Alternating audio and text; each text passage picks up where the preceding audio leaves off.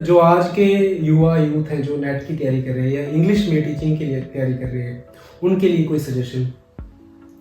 Actually जो भी इस फील्ड में जा रहा है, चाहे वो नेट की प्रेपरेशन कर रहा है, जहाँ वो टीचर बनना चाहता है, जहाँ फिर यूपीएससी की भी तैयारी करना चाहता है, क्योंकि यूपीएससी में भी आप English as a subject select कर सकते हो।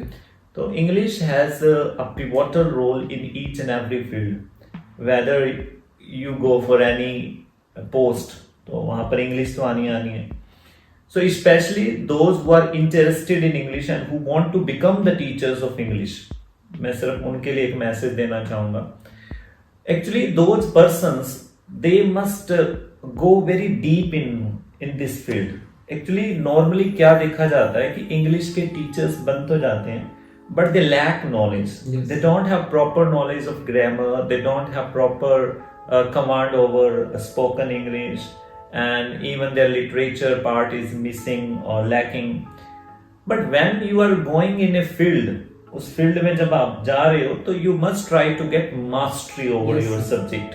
तो जितना ज्यादा हो सके उसको और डीपली पढ़ने की कोशिश करनी चाहिए, and you should try to know to gain the you can say the maximum knowledge of that subject.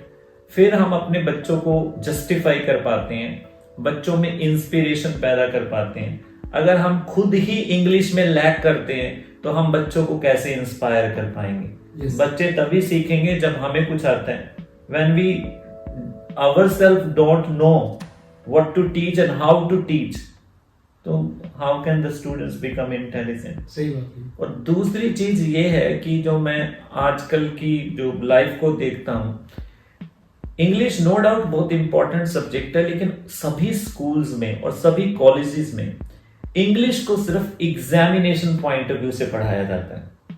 This is a bad thing which I feel, और if I get an opportunity then I will like to correct this methodology which is being followed in different schools and colleges.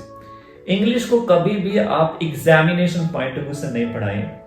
क्या किया जाता है कि schools और colleges में एक lesson पढ़ा दिया जाता है, उसके क्वेश्चन करवा दिए जाते हैं और उसको क्वेश्चन को क्रैम करवाया जाता है। बच्चे ऐसे करते हैं। ग्रामर भी सिर्फ एग्जामिनेशन पॉइंट ऑफ व्यू से पढ़ाई जाती है। अच्छा भाई एग्जामिनेशन में ये चीज आनी है, आपको रूल बता दिया, आप पेपर में करके आ जाते हैं। हिसाब से कुछ नहीं पढ़ाया जाता। But what should be done, क्या किया जाना चाहिए? This English language should be taught from language point of view. Language point of view means from the very nursery class बच्चों को इंग्लिश बोलना सिखाना चाहिए। जब बच्चों को इंग्लिश बोलनी आ गई, so they will be able to write their own answer. उन्हें आपकी जरूरत नहीं है, वो खुद अपने आंसर लिख लेंगे, वो खुद अपने आप लिटरेचर पढ़ लेंगे। Only then they can become you can say competent in this subject. Otherwise आपने देखा होगा कि इवन लोग पोस्ट ग्रेजुएशन इन इंग्लिश कर जाते हैं, मास्टर्स इन इंग्लिश हो जाते हैं, but they are not able to write even a simple application. They are not able to speak even 2 or 3 sentences correctly.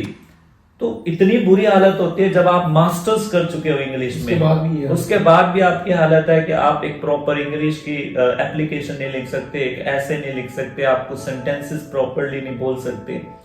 So I think methodology which is being followed is quite wrong, so it should be corrected. And instead of teaching English from the examination point of view, it should be taught from language point of view, for communication points of view, and the students, they should be made to speak or to communicate in English. And to make students communicate and speak in English is quite easy. बहुत आसान है, बहुत easy है. तो in this way English should be taught.